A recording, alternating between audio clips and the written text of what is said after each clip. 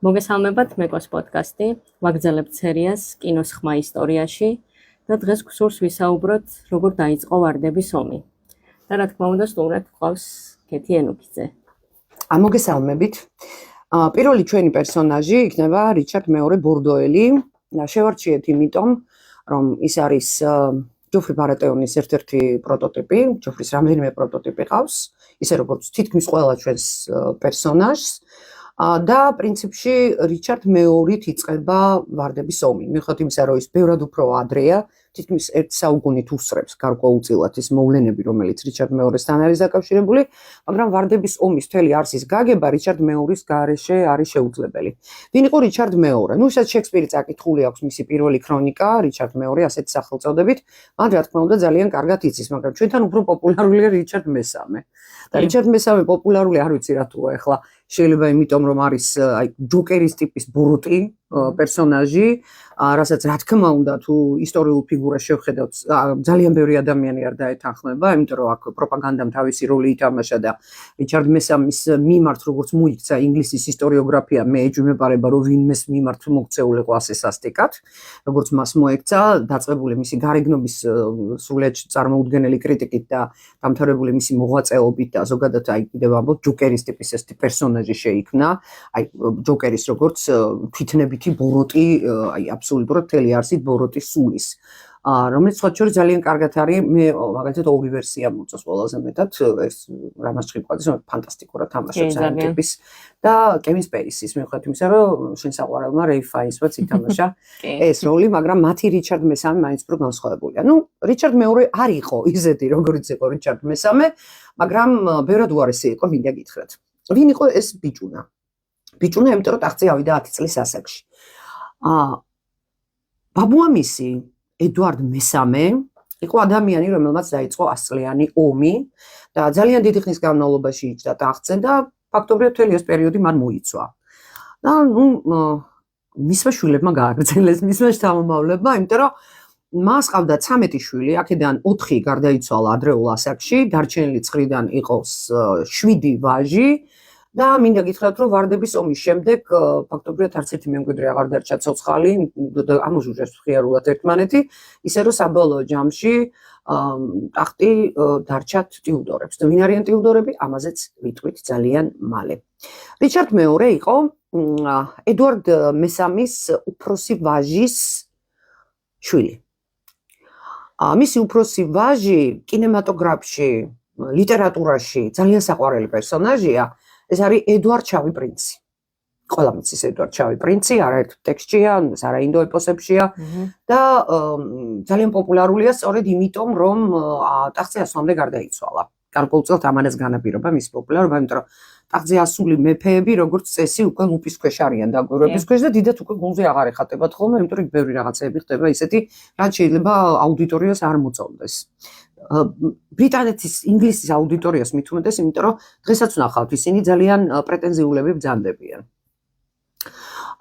მას ედვარდ მესამეს ყავდა კიდევ 6 ვაჟი, მათ შორის ერთ-ერთი ჯონ გონტი, მესამე ცოცხალ დარჩენილ ვაჟებს შორის იყო იმდენად ძლიერი ბარონი, რომ ფაქტობრივად შეიძლება ითქვას, რომ ის იყო ყველაფრის ჰერცოგი თავის ქვეყანაში, რის ჰერცოგიც კი შეიძლება ყოფილიყო.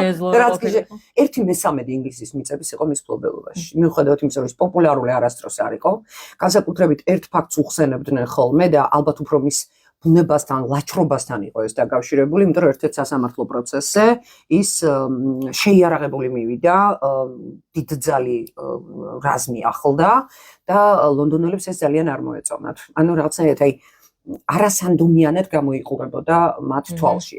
მიუხედავად იმისა, რომ იყო ძალიან ნიჭიერი ადამიანი, ძალიან გონიერი ადამიანი, პოპულარული ნამდვილად არ იყო ედვარდ მესამის შვილებს შორის და 37 წლის იყო, როდესაც მამა გარდაიცვალა და რაკიღა 1 წლით ადრე მანამდე მოკვდა შავი პრინცი, გაურკვეველი დაავადებით, სადღაც მე ვფიქრობ, რომ ლაპარაკია დიზინტერიაზე, ანუ კუჭნაწლავის პრობლემებზე, იმიტომ რომ ფაქტობრივად მთელი დასრული ცხოვრება ომებში და ბრძოლებში და 100-ლიანი ომი არ იყო მარტივი ამბავი, ხო, ბევრი ბრძოლა იყო იქ და ქუჩაში ქონდა ფაქტობრივად გატარებული, არ ნებივრობდა ზღაპრული პრინცივით.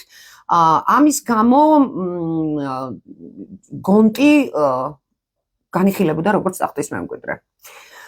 მაგრამ და რა კი ამავე დროს არ იყო მკაფიოდ ჩამოყალიბებული სამემკვიდრეო ეს პრინციპი, რაზეც წინასჯერზეც ვილაპარაკებთ, იმიტომ რომ მემკვიდრედ მეფეს შეეძლო დაესახელებინა ნებისმიერი თავისი შვილი, მაგრამ ედუარდ მესამემ მოიწვია ეს თავისი მთელი ნაგრამი, თავისი ვაჟეულობა, შეკრიბა, ხო, და ლოგიში მწოლარე, გასცალისთი ბრძანება, რომ ჩემი საყვარელი ვაჟის, ედუარდის ვაჟი უნდა ავიდეს ტახტზე.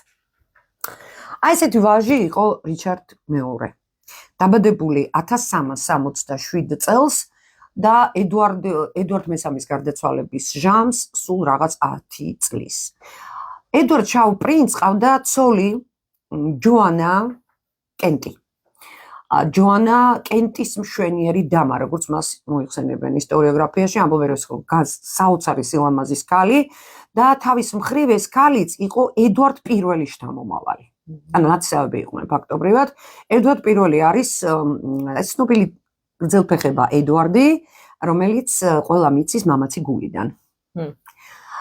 ედუარდ 65 წლის ასაკში შეეძინა ორი ვაჟი, მეორე ქორწინებიდან. და ერთ-ერთი იყო სწორედ ედმუნდი ჯოანას მამა.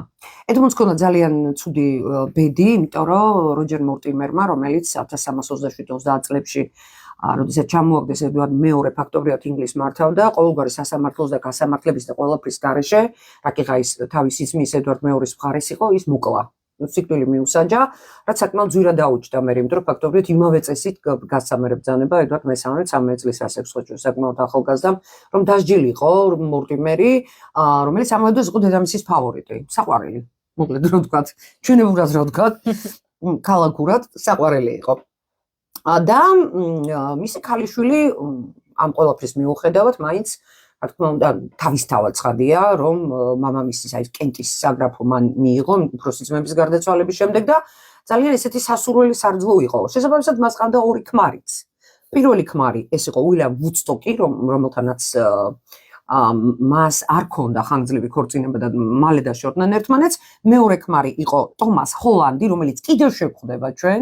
ეს ძალიან საინტერესო პერსონაჟი და მასთან ყავდა ვაჟები და ორჯერ განათხოვარი ქალი განქორწინებული მეორე ქორწინებაში, ანუ ტომას ჰოლანდს გაშორდა, პირველ ქმარს გაშორდა და მეორე ქმარი გარდაცვლილი იყო. გადაწყვიტა ცოლად მოეყვანა შავ პრინცს. ეს იყო სკანდალი. ინგლისში ეს წარმოუდგენელი ამბავი იყო, მაგრამ შავმა პრინცმა მაინც თავისი გაიტანა, ანუ ამავე დროს ის სამეფო საგვარეულოს წარმომადგენელი იყო და ეს ქორწინება შედგა. თუმცა ამის მიუხედავად იყო რაღაცა გარკვეული მოსაზრებები, რომ ბავშვები, რომლებიც ამ ქორწინებიდან გაჩნდნენ, ეს იყო ედუარდი უფროსი და უმცროსი რიჩარდი, ბასტარდებად ჩაეთვალათ. ასეთი განწყობა საზოგადოებაში მაინც იყო, იმიტომ რომ ეს ძალიან კონსერვატიული, ძალიან პრეტენზიული საზოგადოება იყო ყოველთვის ინგლისის საზოგადოება. მოხდა ისე, რომ ედუარდი, საყვარელი შვილი, შავი პრინცის 1372 წელს გარდაიცვალა და დარჩა რიჩარდი. როგორ იყო რიჩარდი? სუსტი ჯანმრთელობით. ბავშვი, რომელსაც ჰქონდა რაღაც თავიდანვე, როგორც ამბობენ, რაღაცა სადისტური მიდრეკილებები. როგორც ახასიათებთ ხოლმე სუსტ შვილებს, რომლებიც მუდმივად კრიტიკის ქვეშ არიან. მამა მუდმივად ცდილობდა, რომ ევარჯიშა, რაღაცა მეტი ყურადღება გაემახვილებინა.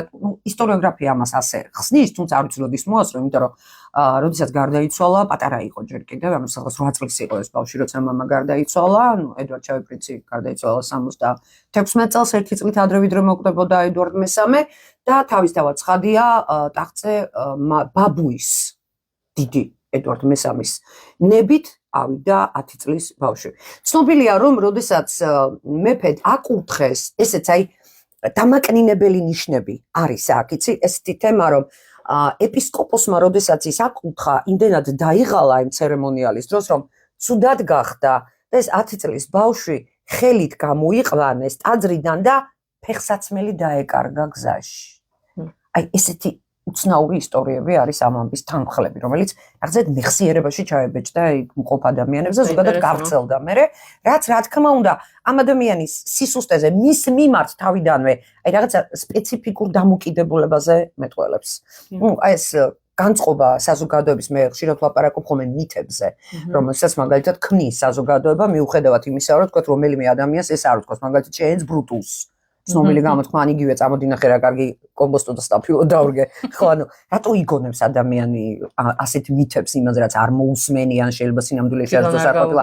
ანუ ვითარებიდან გამომდინარე, ანუ მიაჩნდათ რომ აუცილებლად ეწყინებოდა კეისარს ბრუტუსისგან, რომელსაც მას ისეთი ამაგი ჰქონდა და საერთოდაც ფიქრობენ რომ მისი შვილი შეიძლებოდა ყოფილიყო.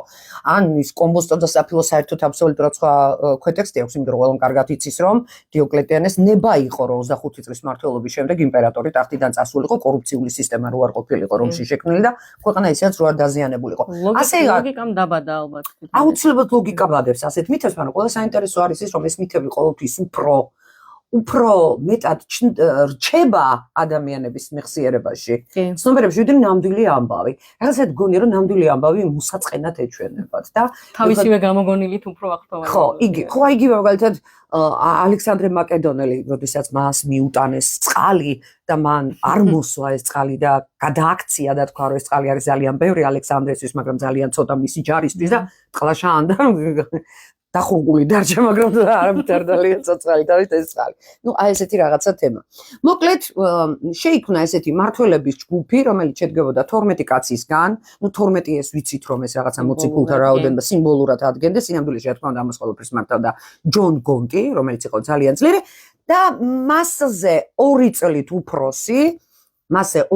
უფროსი ლაიონელ ანტვერპენელი, როგორც მას მოიხსენიებენ, იყო გარდაცვლილი უკვე ამ პერიოდში, თორე სავარაუდოდ ჯონ გონტი არ იქნებოდა ყველაზე გავლენიანი არისტოკრატი ამ პერიოდში და ყოველ შემთხვევაში ცოცხალ შვილებს შორის, როგორიც იყო ჯონ გონტი და რა თქმა უნდა ამ გავლენებს ისინი გადაინაწილებდნენ. მაგრამ ნუ ასეთი ცუდი ამბავი მოხდა, ძალიან ცუდი ამბავი მოხდა ლაიონელ ანტვერპის გარდაცვალება, იმიტომ რომ ამ ფაქტორმა განაპირობა გარკვეულწილად ის მერე რაც მთელი 100 წლის განმავლობაში ქვეყანაში 1487 წლის ჩათვლით მიმდინარეობდა. როგორი იყო ეს ჩვენი ბიჭი? არ უყვარდათ, მოდი ვთქვათ ასე. ჩვენი მეფე არ უყვარდათ იმიტომ რომ შეიძლება აქ მოქმედებდა ის ფაქტორიც, რომ ბიჭუნა, რომელსაც ყავდა უამრავი ძიძა და ყველა მათგანი, რა თქმა უნდა, და ბიძებს გულისხმობ პირველ რიგში და ჯონ გონტს განსაკუთრებით, ყოველთვის ჰქონდათ განცდა, რომ ეს ტახტი მას არ ეკუთვნოდა, არც პირადი ღირსებებიდან გამომდინარე და ვთქვათ, შეიძლება იმის გამოც, რომ 10 წლის ბავშვის ტახტზე აყვანა, მიაჩნდათ რაღაც უსამართლობად, თუმცა მეფის ნებას წინ ვერ აღუდგებოდნენ, იმიტომ რომ მინდა გითხრა, რომ თვითონ ედუარდ მე-13 წლის იყო, როდესაც ტახტზე ავიდა და შეიძლება ამ ბავშვის მიმართ ასეთი განწყობა მას სწორედ ამიტომ ჰქონდა. შეგრძნება ჰქონდათ, რომ რაღაც არ იყოს სწორი. მე მაინც მგონია, რომ აი ის რაც მოგვიანებით უკვე დასრულ ასაკში გამოავლინებ, რომ 33 წლის ხო, როდესაც გარდაიცვალა, შეიძლება უნდობლობითაც იყო. მე არ ჩავთვლით იმის სიმბოლურად, თუმცა ყველაფერი შეიძლება და ყველა შეიძლება შევადაროთ. იმის გარდა ვინც 33 წლის იყო, როდესაც ჯვარსაცვის არა სრულიად წარმოუდგენელი ამბავია და აქ მოხდა ესეთი ამბავი. ერთადერთი ადამიანი, რომელიც მას გარკვეულწილად აბალანსებდა, ეს იყო მისი დედა, ჯოანა, რომელიც მიუხედავად იმისა, რომ რიჩარდი მუდმივად ერჩოდა ჰოლანდებს, ანუ მის თავის უფროს ძმებს, ჯოანას უფროს შვილებს, აი ყველანაირად ხარში ედგა თავის შვილს და ცდილობდა რომ მას მიეღო ძალიან კარგი განათლება, აი ყველაფერს აკეთებდა მისთვის. ერთგული იყო მისი, თუმცა უნდა ითქვას ამ ქალის სასიკეთოდ, რომ ის პოლიტიკაში საერთოდ არ ერეოდა. ანუ იმ ვითარებაში, რომელიც იმ პერიოდში იყო ქვეყანაში, ნუ დაძაბული სიტუაცია მის გარშემო არ სუფევდა. თვითონ რიჩარდს რომ არ გაემწვავებინა საქმე. ერთ-ერთი ყველაზე ესეთი მძიმე პერიოდი, რომელიც შეიძლება პირველი გამოწვევა, რომელიც შეიძლება განვიხილოთ, ეს არის 1391 წლის უოტა ტაილერის აჯანყება. ეს ხო გლეხების აჯანყება.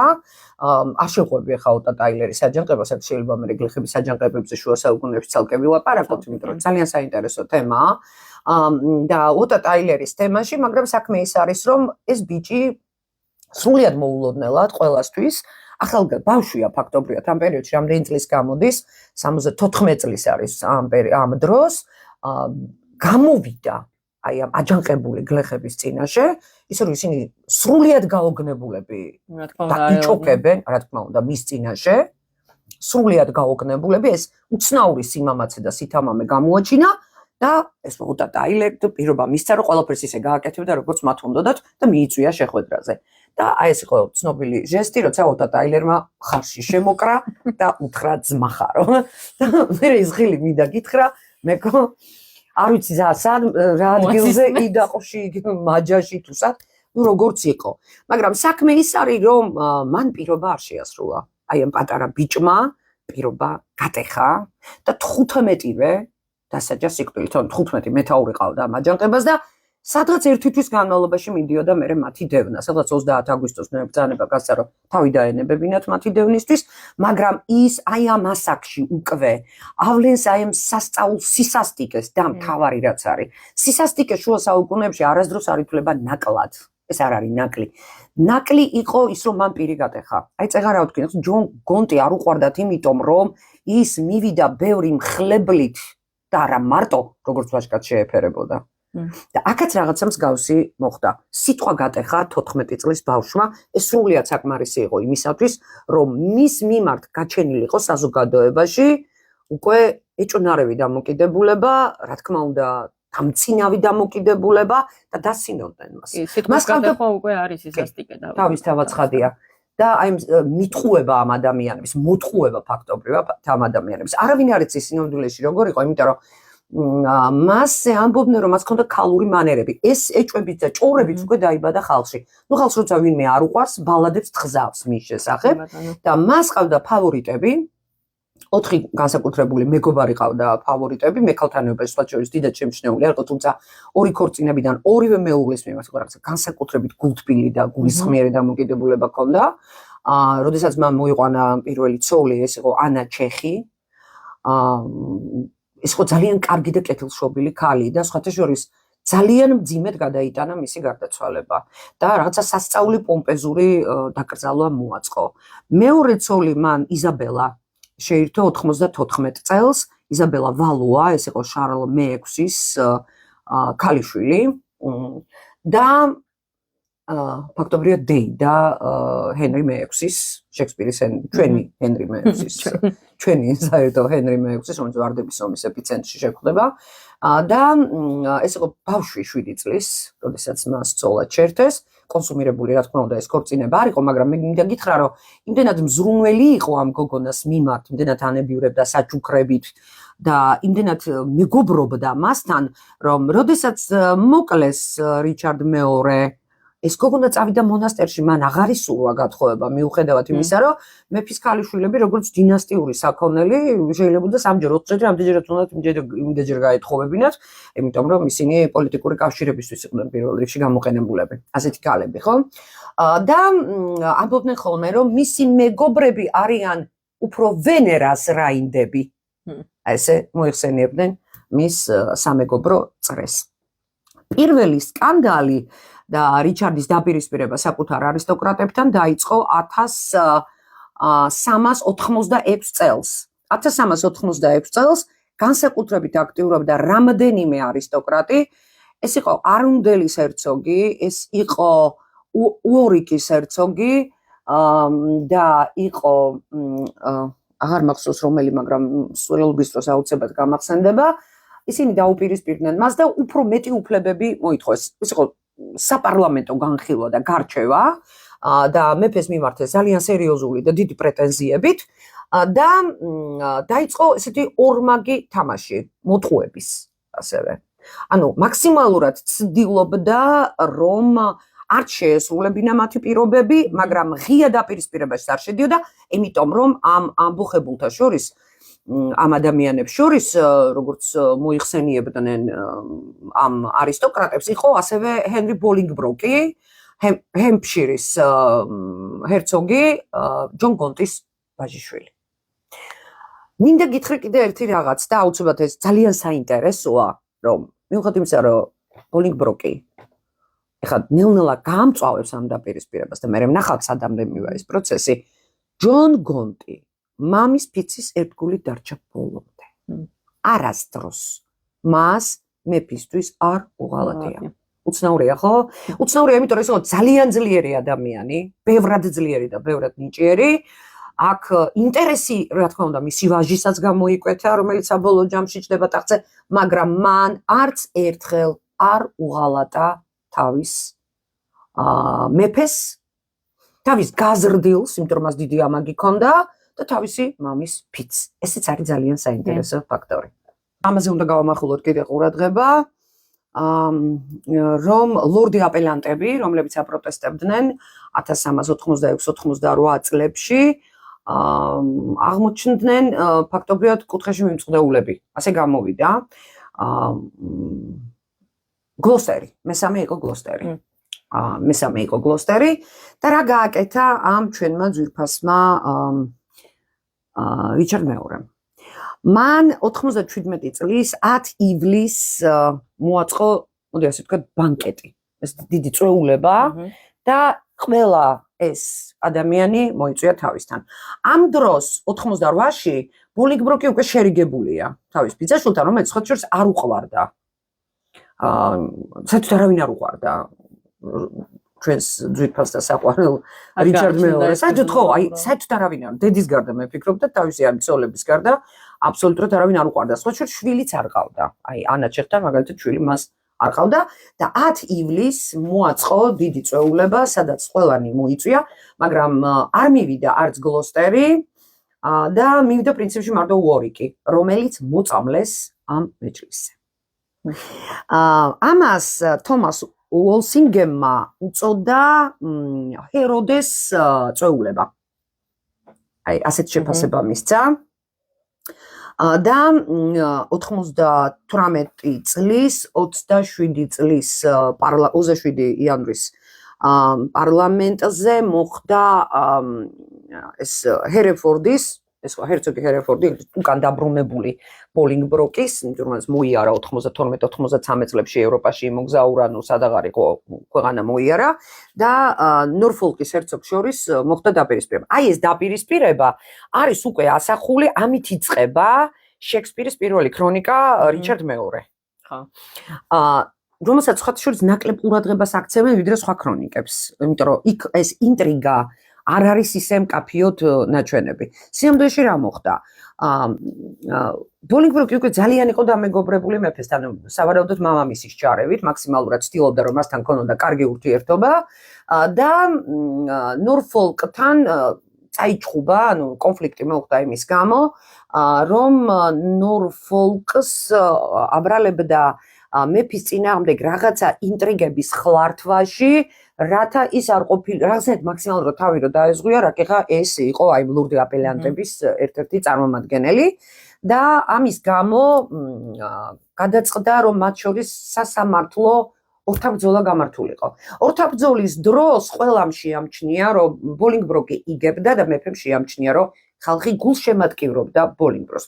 ბოლინგბროკი საერთოდ უფრო მამაცი იყო, ვაჟკაცი იყო, მეომარი იყო, მებრძოლი იყო, მოგზაური იყო, უფრო ესეთი რაღაცეთ ქარიზმატული იყო. და ამიტომ მან კვერთხი გადააგდო და ეს ბრძოლა შეწყვიტა. ანუ არ მისცა საშუალება, რომ გამოვლენილიყო, გამარჯვებული ვინ იყო, სამაგიეროდ ბოლინგბროკს მიუსაჯა გადასახლება, იმიტომ რომ ვერაფერს ვერ გავარკვიეთ ვინ რომელი ხარ დამნაშავე, ვინ რაში ხარ დამნაშავე, და ბოლინგბროკი წავა 10 წლით გადავასახებ, ხოლო ნორფოლკი გადაასახლა სამუდამოდ. ნუ აღარასოდეს შენო ქვეყანაში არ ჩამოხვიდეო. 18 კაციანი კომისია, არ ვიცი 1000 რაღაცეები მოხდა ამ პერიოდში, მაგრამ საბოლოო ჯამში ეს გადაწყვეტილება მიიღო და 1 წლის ასულია ბოლინგბროკი, რომელიც ჩვეულებრივ ჩაალაგა ჩემოდანი და წავიდა, მამამისი ამ შემთხვევაშიც არ მიემხრო მას და საერთოდაც იმ წვეულებაზეც არ იყო, იმიტომ რომ რაღაც დაავადების გამო, რომელმაც იმსხვერპლა კიდევაც ჯონ გონტი და გარდაიცვალა და ამას მოყვა ძალიან ცუდი ამბავი. გარდაიცვალა გონტი და მისი შვილი იქ არ ყოფნით ისარგებლა. ძალიან ეკონომიკური პრობლემები ჰქონდა ამავე დროს, ძალიან ისეთი მძიმე, იმიტომ რომ აქ იყო ლაშქრობა შოტლანდიაში, რომელიც არუმატებლად დასრულდა, ძალიან ბევრი პრობლემა, უაზრო კამპანიები წამოიწყო, უნდა რაღაცა დიდება, რაღაც დაფნის გვირგვინი, რაღაცა კაცობდა, მოკლედ უხეშად რო თქვა, ცდილობდა რომ ეჩვენებინა, რომ აი მე ესეთი დედიკოს ბიჭკი რა, მე ვაშკაცი კაცი, ხო, ვაშკაცი კაცი ვარ და ახალგაზრდა, ხო, 33 წლის იყო, დაბრუნდა დამარცხებული და ადგა და ჯონ გონტის, თქვი წეგან რომ ჯონ გონს ქონდა, აი ეს იყო ყველაფრის ჰერცოგი, საერთოდ დედამიწის ზურგზე. ძალიან დიდი ქონების პატრონი იყო, აი წარმოუდგენლად დიდი, უზარმაზარი ჩამონათვალია მისი ქონების, მის მიწების 1/3 ქონდა ფაქტობრივად ინგლისის და აი ეს ყველა ამ ყველაფრის კონფისკაცია გააკეთა. ფაქტობრივად გამოდის რომ მისი შვილი გაისტუმრა და სავარაუდოდ მოაკვლევინებდა ისე როგორც არსებობს ეჭვი რომ მაგალითად გლოსტერი მოაკვლევინა კალეში, მიუხედავად იმისა, რომ ის არ მივიდა მაშინ იმ წვეულებაზე და კალეში იყო წასული, სადღაც იქ მოაკვლევინა და ნუ ასე შემდეგ, ასე ჩუმჩუმელობდა. ძალიან სავარაუდოდ ფიქრობდა ალბათ, რომ ბოლინგბროკსაც თავიდან მოიშორებდა და ამ ჯონ გონტის მთელი უზარმაზარი ქონება ხაზინას შეუერთდა და ამ დროს უკვე ჩამოდის ბოლინგბროკი. სავარაუდოდ მას ჰქონდა ესეთი დაავადება კეთრი. ამბობენ, რომ ის იყო კეთროვანი. ამით იყო დაავადებული. არ ვიცი ესეც ნამდვილი ამბავია თუ ჭორია, მაგრამ ნოსტი მოსაზრება არსებობს და ჩვენმა ბოლინგბროკმა რა თქმა უნდა მას არ გაუჭირდა რომ გარშემო შემოიკრიბა მეფის მიერ დარბეული ეს დიდი თავადაზნაურობა, მით უმეტეს რომ აი ლურდი აპელანტები 1 და 2 და 3 კაცი არ იყო, მე წეგან მახსენებ მხოლოდ ყველაზე აქტიურად ვინც მონაწილეობდა ამ პროცესში. ეს ადამიანები მის გარშემო ისევ გამოჩნდნენ და ეს კაცბიჭუნა ტახტიდან ჩამოაგდეს. ტახტიდან ჩამოაგდეს 23 ოქტომბერს 99 წლის და სავარაუდოდ 1400 წელს მოკვდა. მე როცა კურტ გეზზე ვლაპარაკობდი, მე რო ფიქრობდი, რომ როგორი სათქმელია, რომ კაცი პატიმრობაში იყო და მე კიდევ თქვი, რომ აი 28 წელი ციხეში ისდა და ის იქ ბედნიერად ხო, არანაირად შეიძლება, ხო? იმიტომ რომ იმის მერე ეს მეფეები ისე იხოცებიან, რომ არსებობს მოსაზრება, რომ რაკიღა მეფის მოკვლა, როგორც ასეთი ძალიან დიდსოდა თითლებოდა, მით უმეტეს არა მარტო აღმოსავლურ სამყაროში, არამედ დასავლურ სამყაროშიც. უბრალოდ შიმშილით მოკლეს, ანუ ჩასვეს პონტეფრაქტის ციხეში და დაივიწყეს რომ ის საერთოდ არსებობდა. ყურადღება საერთოდ აღარ მიაქციეს. ხო, საერთოდ არ მიაქციეს ყურადღება. იმიტომ რომ 27 ოქტომბრის მონაცემებით მეფე უნდა გასამართლებულიყო, ანუ სამუდამო პატიმრობა უნდა მიესაჯათ მისთვის და ის 1400 წელს სავარაუდოდ უკვე როდესაც მიაკითხეს, ის უკვე გარდაცვლილი ნახეს. ესე დამთავრდა რიჩარდ მეორის ძალიან ესეთი მწუხარე და ტრაგიკული ისტორია, როგორც გითხარით, ის არის პროტოტიპი ჯოფრი ბარატეონის. რა თქმა უნდა, ჯოფრი ბარატეონის სახე ბევრად უფრო სასტიკია, რაღაცა ზღვარს მიღვა სისასტიკია მისთვის დამახასიათებელი და შეიძლება ჩვენ იგივე ვერ ვნახოთ რიჩარდ მეორის სახეში, მაგრამ ბევრი მსგავსება, რა თქმა უნდა, მე ვთქვი, რომ აბსოლუტურად იდენტური არ შეიძლება რომ არსებობდეს, არა, ანუ რომელიმე პროტოტიპი, მით უმეტეს რომ ჯოფრის პროტოტიპებად განიხილებიან ასევე ედვარდ ვესტმინსტერელი, რომელსაც ჩვენ კიდევ ვახსენებთ სადღაც ბოლოსკენ, კალიგულაც კი განიხილება, ნებისმიერი ადამიანი ადრეულ ასაკში ტახტზე ასული რომელმაც სიცოცხლე ტრაგიკულად დაასრულა. ანუ ესეთი ადამიანი, რომელსაც მაგალითად თავის შეცვლების გამოსწორებით რეაბილიტაციის საშუალება არ ქონდა. არ ვიცით ხა ედვარდ მესამეს რომ დიდხანს არ იცოცხლა და მის ცხოვრებაც ასე ტრაგიკულად დასრულებულიყო, მის შესახებ რა შეფასება გვექნებოდა, მაგრამ ასეთი იყო მისი საყვარელი შვილიშვილის რიჩარდ მეორის ბოლო. არაფრით უკეთესი მისი დიდი ბაბუის ედვარდ მეორის სიცოცხლის აღსრულებაზე, ისევ შეგვიძლია კურტ გეზი გაგვახსენდეს, ან იგივე ფრანგი ჟან მეორე ვალუა, იმიტომ რომ მის სიკვდილის შესახებ საერთოდაც წარმოუდგენელი ლეგენდები არსებობს. ეს იყო ასლიანი ომის ერთ-ერთი ეტაპი, წინა პერიოდი, ასლიანი ომის წინა პერიოდი, რომელსაც ასლიან ომთან პრინციპში ამ მოვლენებისგან განსხვავებით არანაირი კავშირი არ ჰქონდა, მაგრამ უკიდურესად ტრაგიკულად დასრულდა ეს ამბავი. ეხლა მე ვთქვი, რომ ამ ამბების გარკვევის გარეშე ჩვენ ვარდების ომზე ვერ გადავალთ. რატო ვერ გადავალთ ვარდების ომზე? ვერ გადავალთ იმიტომ, რომ როდესაც ბოლინგბროკი ავიდა ტახტზე, მიუხედავად იმისა, რომ მას თავიდან მხოლოდ თავისი მიწების დაბრუნება უნდოდა და მე გემო მადაჭამაში მოდისო, როგორც ამბობენ ხოლმე, რებიკა რატომაც არა, მეთქე ჩემ რატო არ დავჭდა, ხომ შვენიერი კაი ტახტია, ბარემ ხوار დაუმჯდარი. ბარემ ხომ არ დამჯდარი, ხო, იმას შვილი არ აქვს და მე კიდე ჯონ გონტის შთამავალი ვარ, ხო? მაგრამ აქ იყო ძალიან საინტერესო ისტორია. მე ვახსენე, რომ ჯონ გონტის უფროსი ძმა ლაიონელ ანტვერპი გარდაიცვალა უფრო ადრე. მაგრამ მან დატოვა შვილები. ამაშია საქმე. და პრეტენზიები უკვე რომელიც შეიძლებოდა გაჩენილიყო, თითქოს ჩაახუჩა, იმიტომ რომ ეს მთელი შთამომავლობა ბავშვები ლაიონელ ანტვერპის რაღაცნაირად ანუ ტაუერში ყავდა გარკვეული დროის განმავლობაში, ამ საქმეს მე უფრო ღრმად შევეხებით. იმიტომ რომ თემაში მე შემოდის უკვე კიდევ ერთი ძმის შთამომავლობა, შემდეგი ძმა ეს არის ედმუნდ ლენგლი, ეს არის უკვე ჯონ გონტის შემდგომი ძმა, ერთი თუ ორი წლით იყო უფროსი, მეორე 2 წლით არის ჯონ გონტზე უმცროსი და საინტერესო არის რომ ის პერსონაჟი რომელიც ახლა ჩვენ სცენაზე უნდა შემოვიყვანოთ არის ლაიონელ ანტვერპის და ედმუნდ ლენგლის ორივეს შთამომავალი. ბოლინგბროკის შემდეგ და ბოლინგბროკა საკმაოდ დიდხანს იცოცხლა და ტახტზე დიდხანს იჯდა, ანუ პრინციპში არც ისე დიდხანს თუ დავაკვირდებით, იმიტომ რომ 99-დან 1413 წლამდე, 13-14 წელი იჯდა ტახტზე, შემდეგ ტახტზე ავიდა მისი მემკვიდრე ჰენრი მეხუთე. ჰენრი მეხუთე, ეს არის ლეგენდა, ეს არის საოცრება, ეს არის სინთეზი, სიყვარული, რა ვიცი, ყველაფერი ინგლისელების, აზენკურის გმირი, რომელზეც იგივე შექსპირს აქვს დაწერილი ჰენრი მეხუთე ერთ-ერთი ეს არის მეოთხე ქრონიკა, ჰენრი მეოთხეს ეძღვნება 2 და მეოთხე ეძღვნება ჰენრი მეხუთეს. უამრავი ფილმია ამაზე გადაღებული, შესანიშნავი ფილმები, ოსკაროსანი მათ შორის, რაღაც გარკვეულ ნომინაციაში და ეს არის ინგლისელების საყვარელი მეფე, რომელმაც მოახერხა და ფაქტობრივად 100-წლიანი ომი დაასრულა. და უფრო კარგად დასრულდებოდა, მან ცოლად შეირთო საფრანგეთის მეფის შარლ მე-6-ის ქალიშვილი, ეკატერინე ვალუა და საფრანგეთის მეფემ არ ვიცი რა დაესიზმრა, მაგრამ გონებასთან ცოტა მწყრალად ბრძანდებოდა და გადაწყვიტა რომ ჩემი შვილიო ბასტარდიაო და ტახტი მას არ ეკუთვნისო, ეს არის ჟანა დარკის დოფინზე ლაპარაკი შარლ მე-7-ზე, რომელიც მე ჩვეულებრივად ტახტზე ავიდა, რა თქმა უნდა. იმიტომ რომ ჰენრი მეხუთე მოკვდა დიზინტერი.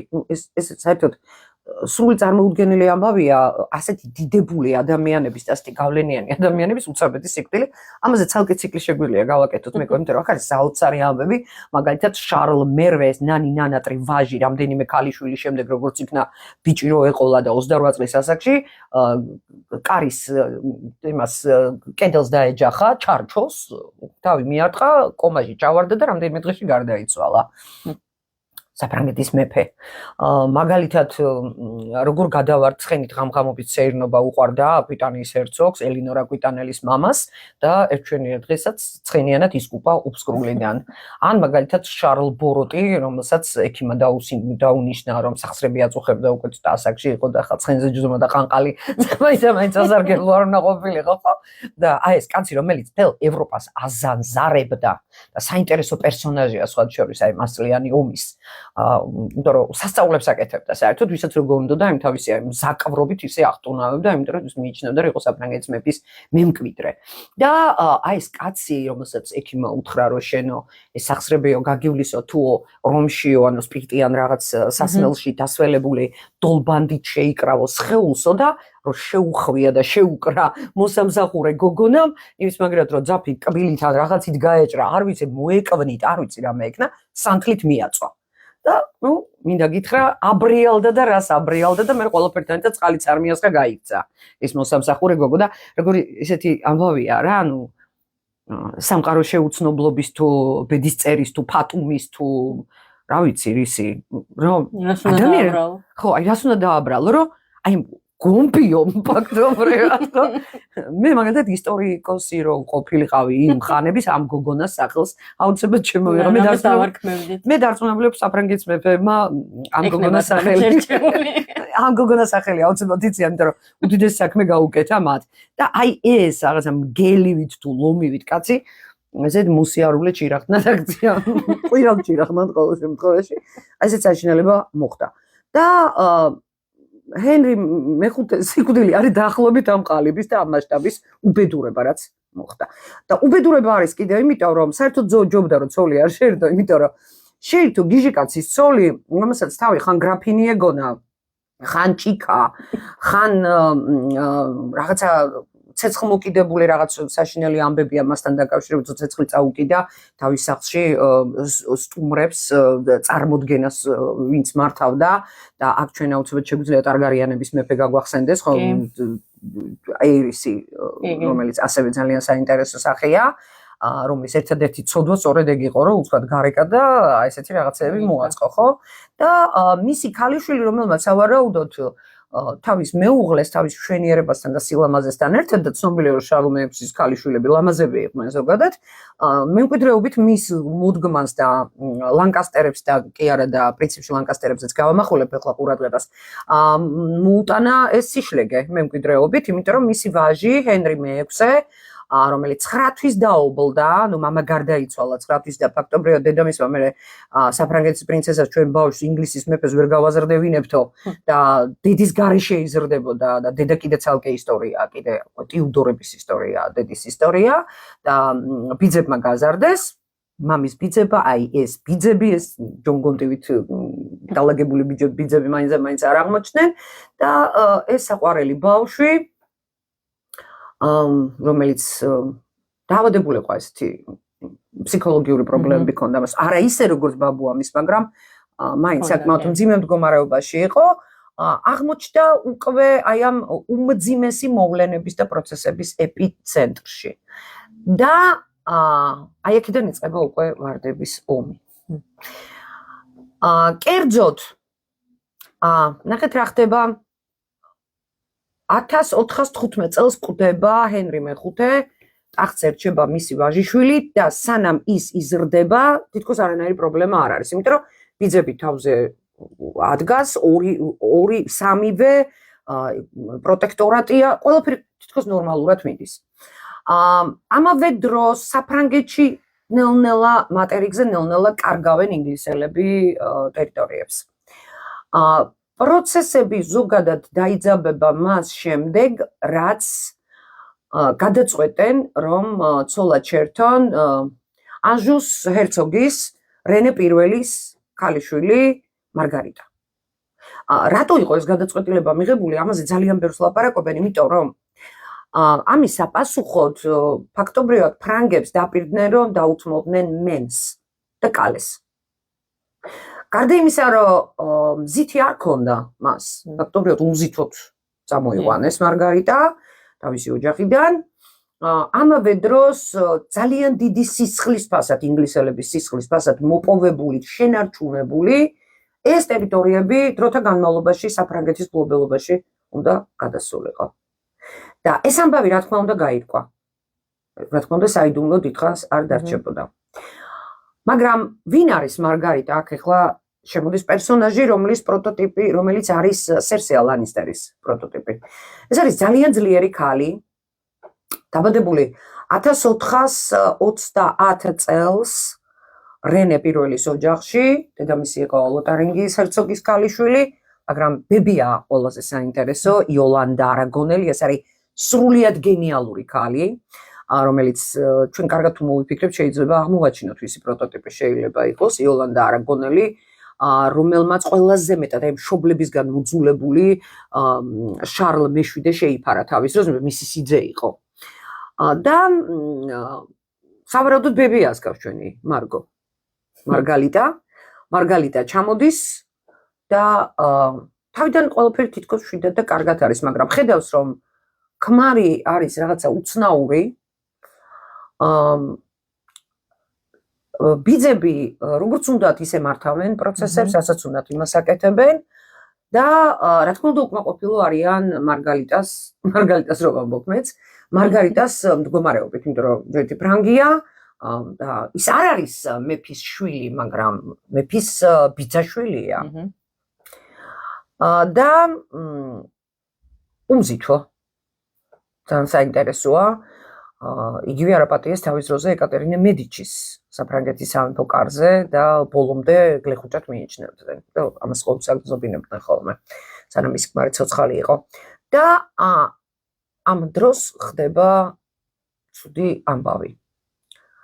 ერთ-ერთი ბარონი, იორკის ჰერცოგი რიჩარდი, რომელიც რეგენტია ფაქტობრივად მეფის, იმიტომ რომ მას თავისი საგვარეულო აძლევს ამის საშუალებას, თავისი გავლენები და მეფის ოჯახის წევრობა აძლევს ამის საშუალებას, მას თვალში ძალიან ცუდად ეჭხირება.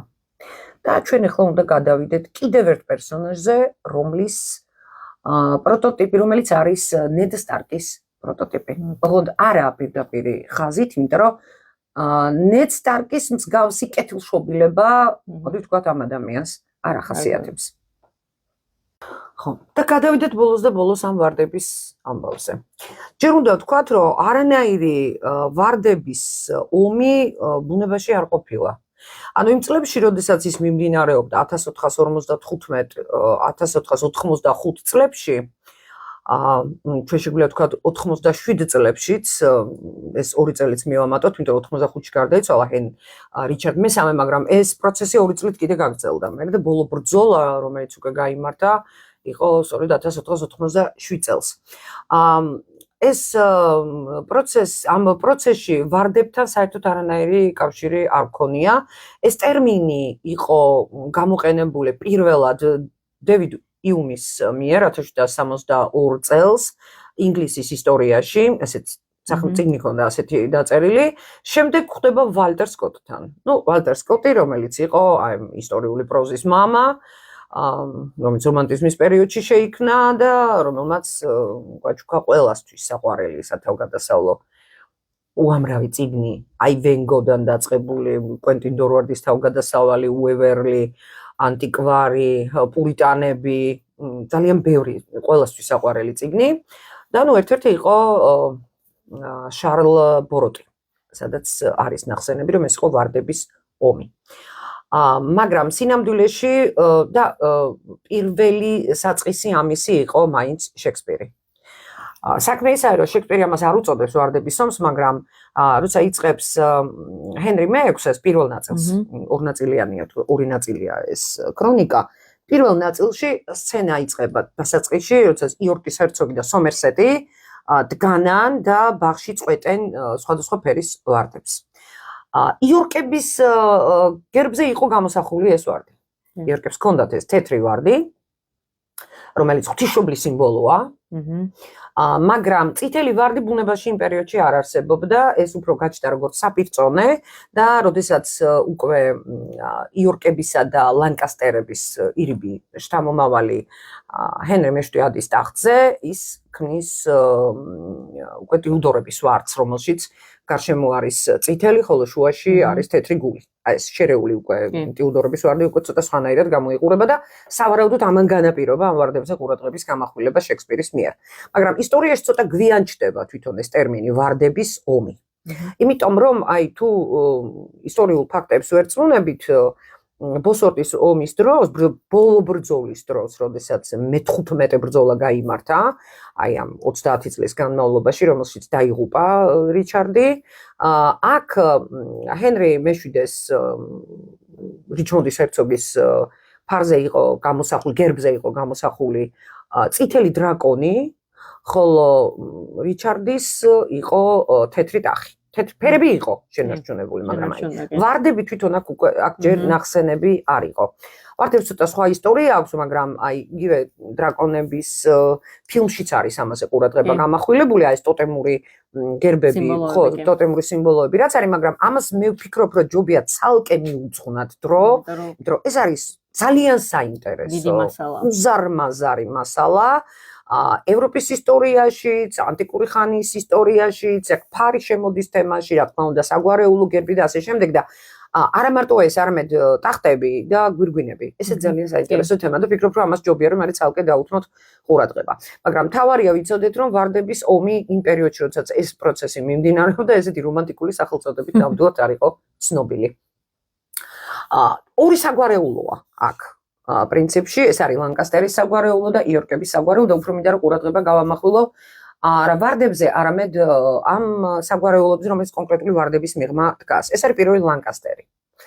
ლანკასტერის საგრაფო შეიქმნა 1267 წელს და მისი გრაფი იყო ედმუნდი, ეს იყო ედმუნდ კუზიანი, ჰენრი მესამის ვაჟი, ჰენრი მესამისაც უხოთ ყავდა ვაჟები და ედმუნდს მისცა ეს საგრაფო.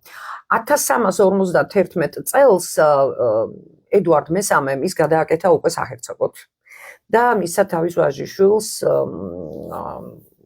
გონტს, ანუ და როგორ აღმოჩნდა გონტის ხელში.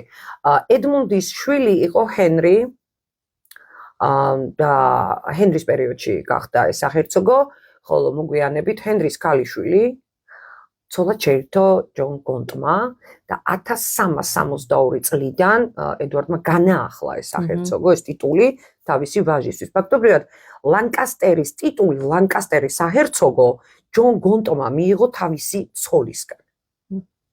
თავისი ცოლისგან, რომელიც ისევე როგორც თვითონ ჰენრი მესამის შთამომავლები იყვნენ. ჯონ უმიწაწყლოს შვილის შთამომავლები.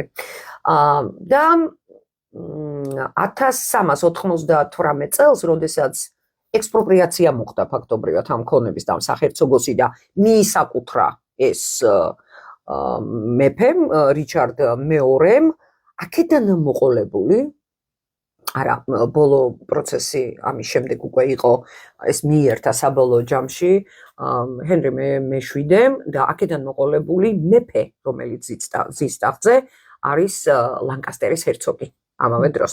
ანუ ჩვენ შეიძლება ჩავთვალოთ, რომ ეხლა ლანკასტერის ჰერცოგი არის ჩარლზ მესამე. დღევანდელი მონარქი ინგლისის. ანუ შემდეგ ყოველთვის იყო უკვე მეფის ტიტულატურაში შედიოდა. ლანკასტერების წარმომადგენელი იყო, რა თქმა უნდა, ჯონ გონტის შთამომავლობა და მათ შორის ჰენრი მე-6, რომელიც ამ დროს ძის ტახტზე.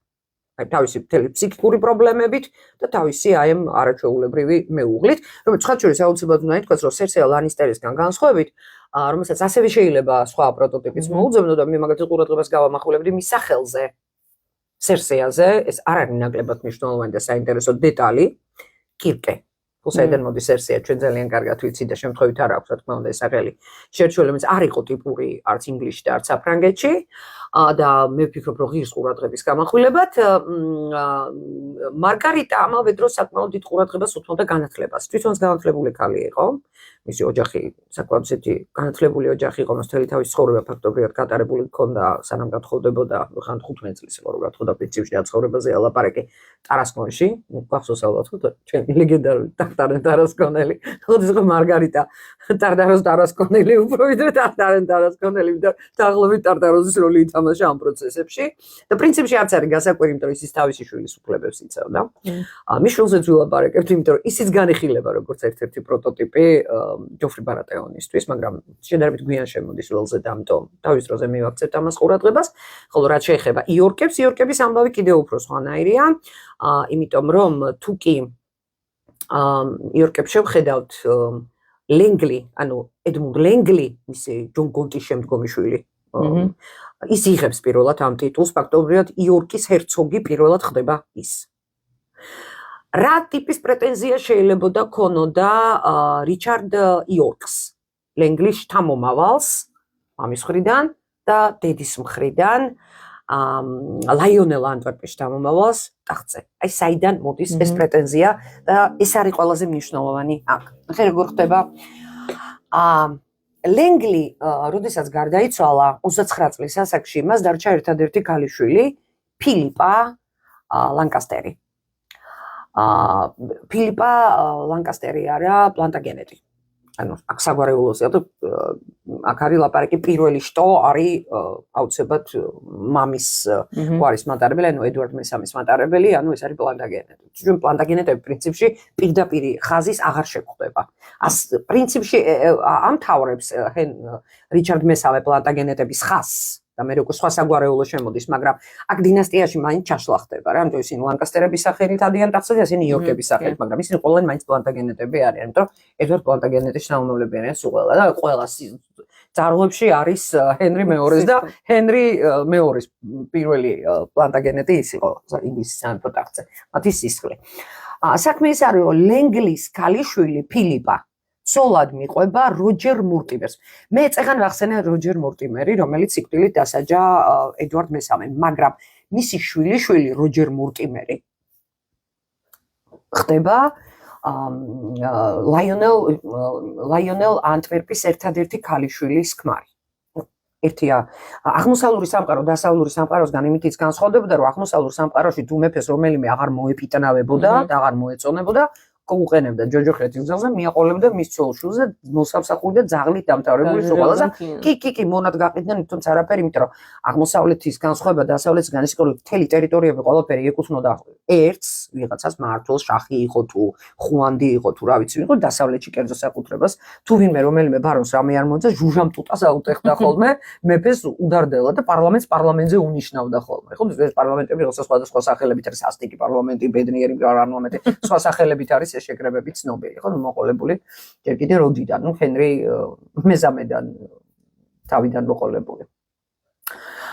და მორტიმერის, ანუ ეს ხო მარჩის მეოთხე ჰერცოგი, მას ყავდა ორი ვაჟი და ეს როჯერ მორტიმერი, შვილი, მისი, ანუ როჯერ მორტიმერისა და ფილიპა პლანტაგენეტის ორი ვაჟი, ედმუნდი და მისი უმცროსი ძმა ტაუერში ყავდა გამოკეტილი, მე წეგან ვახსენე და გათავისუფლდნენ აზენკურის ომის წინა პერიოდში.